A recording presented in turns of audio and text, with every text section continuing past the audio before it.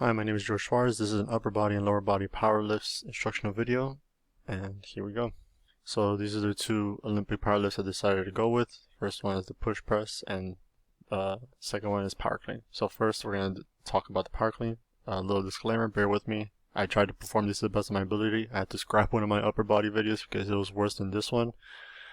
But the first one is going to be the power clean. Here the bar starts on the floor. You're going to line up with the bar above your shoe, feet shoulder width apart, the spine neutral, toes pointed slightly outward. You're going to grab the bar with a closed pronated grip with arms outside the knees.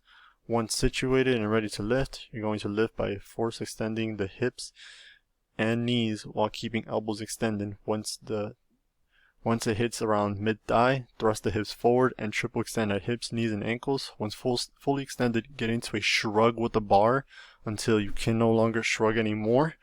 And then you're going to flex the elbows under the bar, meanwhile pulling the body under the bar to catch it in a quarter squat by flexing the knees and hips.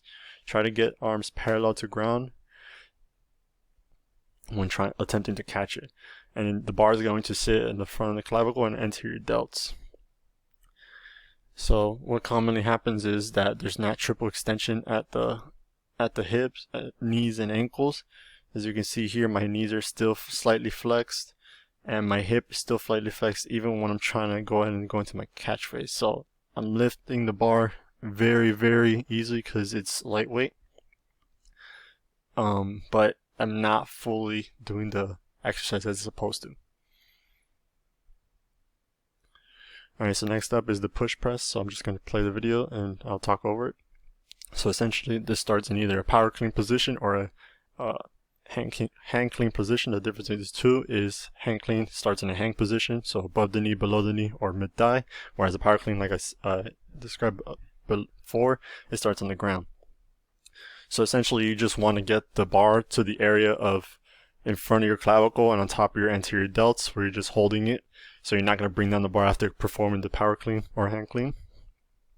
So essentially push press is you go into a dip phase in which you flex your knees and hips simultaneously, and you don't go any lower than 10% of your athlete's height, basically. So you just go as far down as you basically did for the power clean in the catch phase, or above that, sorry.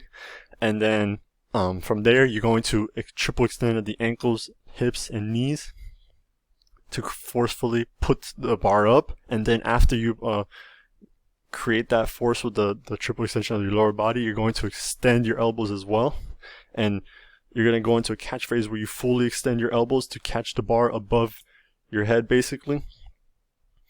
And then you're going to decelerate the bar downward by flexing your elbows and then bringing it back to the start position under your chin, basically.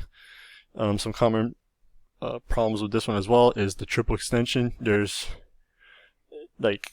hard to go ahead and coordinate that. So as you can see here, I'm not triple extending, and I'm just basically using my own strength to go ahead and bring the bar up instead of using my lower body to help me bring the bar up.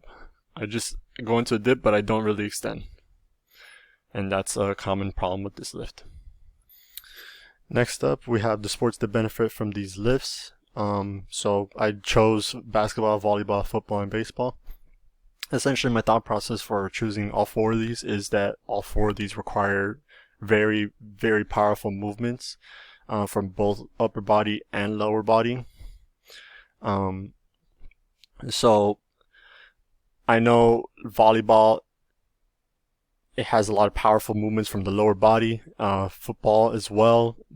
That one could be kind of hit or miss with the upper body depending on which position you play as well. Baseball has a lot of powerful movements in upper body and lower body. Essentially, you just want the athlete to generate as much force as possible in as little time as they can. So it creates a lot of explosive movements, and that is essentially what we're trying to look for in these types of lifts, and the coordination from all the different muscle groups. And these are my references, and yeah, that's my presentation.